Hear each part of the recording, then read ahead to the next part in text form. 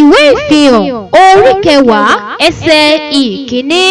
Mo sì rí áńgẹ́lì mìíràn alágbára, ó ń ti ọ̀run sọ̀kalẹ̀ wá, a fi àwọ̀ sánmọ̀ wọ̀ ọ́ ní aṣọ, òṣùmàrè sì ń bẹ ní orí rẹ̀, ojú rẹ̀ sì dàbí oòrùn, àti ẹsẹ̀ rẹ̀ bí ọ̀wọ́n iná. Ẹsẹ̀ èkejì. Ó sì ní ìwé kékeré kan tí a ṣí ní ọwọ́ rẹ̀, ó sì fi ẹsẹ̀ rẹ̀ ọ̀tún lé òkun àti ẹsẹ̀ rẹ̀ òsì lé ilẹ̀.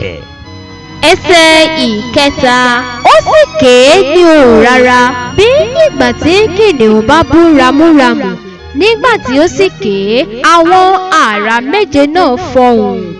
Ẹsẹ̀ ìkẹrin. Nígbà tí àwọn àrá méje náà fọhùn, mo sì múra àti kọ̀wé. Mo sì gbọ́ ohùn láti ọ̀run wá wí fún mi pé, fi èdìdì di ohun tí àwọn àrá méje náà sọ, má sì ṣe kọ wọ́n sílẹ̀. Ẹsẹ̀ ìkarùn-ún. Áńgẹ́lì náà tí mo rí tí ó dúró lórí òkun àti lórí ilẹ̀ sì gbé ọwọ́ rẹ̀ sí òkè ọ̀run. Ẹsẹ̀ ìkẹfà. Ó sì fi ẹni tí ń bẹ láàyè láé àti láéláé búra, ẹni tó dá ọ̀run àti ohun tí ń bẹ nínú rẹ̀, àti ilẹ̀ ayé àti ohun tí ń bẹ nínú rẹ̀, àti òkun àti ohun tí ń bẹ nínú rẹ̀, pé ìgbà kì yóò sí mọ́. Ẹsẹ̀ ìkeje. Ṣùgbọ́n ní ọjọ́ òun áńgẹ́lì keje, nígbà tí yóò bá fún ìpè, nígbà náà ni ohun ìjìnlẹ̀ Ọlọ́run parí, gẹ́gẹ́ bí ìyìn rere tí ó sọ fún àwọn ìránṣẹ́ rẹ̀, àwọn wòlíì. Ẹsẹ̀ ìkẹjọ. Ó náà tí mo gbọ́ láti ọ̀run wá tún bá mi sọ̀rọ̀, ó sì wí pé, lọ gba ìwé tí o sì ní lọ́wọ́ áńgẹ́lì tí ó dúró lórí òkun àti lórí ilẹ̀. Ẹsẹ̀ ìkẹsàn-án.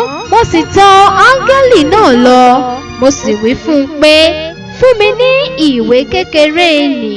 Ó sì wí fún mi pé, gbà kí o sì jẹ ẹ́ tán, yóò mú inú rẹ korò, ṣùgbọ́n ní ẹnu rẹ yóò dàbí oyin. Ẹsẹ̀ ìkẹwàá.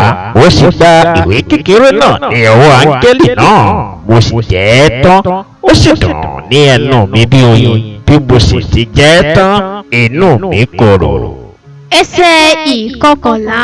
A sì wí fún mi pé, ìwọ ó tún sọ àsọtẹ́lẹ̀ lórí ọ̀pọ̀lọpọ̀ ènìyàn àti orí ilẹ̀ àti èdè àti àwọn ọba.